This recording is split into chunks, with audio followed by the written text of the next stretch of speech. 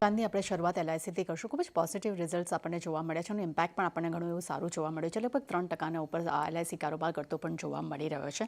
તેના પરિણામ પર એક વખત નજર કરી લઈએ તો તેની કુલ એપીઈ જે છે તે લગભગ 7%નો તેમાં ઉછાળો આવ્યો છે અને 13,163 કરોડ પર આપણને એપીઈ જોવા મળ્યા છે અને આ નંબર્સ જે છે તે વાય ધોરણે આવતા જોવા મળ્યા છે. બીજી તરફ વેલ્યુ ઓફ ન્યૂ બિઝનેસ એટલે કે જેને આપણે વીએનબી કહીએ છીએ તે લગભગ આપણને 46% તો એમાં ગ્રોથ જોવા મળ્યો છે. 1801 કરોડની સામે આપણને 2,634 કરોડ પર એપી તેના વીએનબી જે છે તે આવતા જોવા મળ્યા છે. અને ત્યાં બીજી તરફ વેલ્યુ ઓફ ન્યૂ બિઝનેસના માર્જિન ઉપર નજર કરશું ત્યાં લગભગ આપણને 541 બેસિસ પોઈન્ટનો ઉછાળો જોવા મળ્યો છે અને 20% પર આપણને માર્જિન આવતા જોવા મળ્યા છે.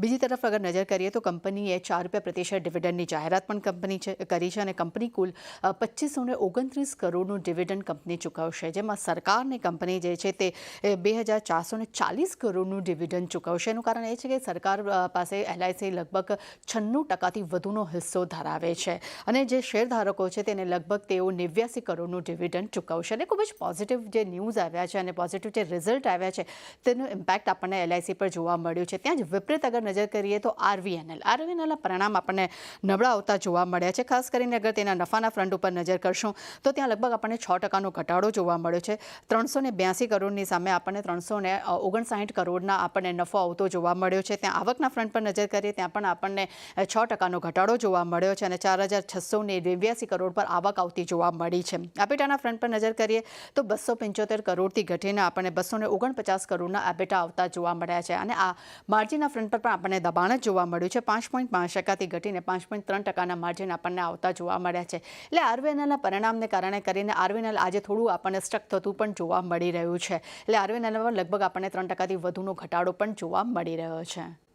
તૃપ્તિ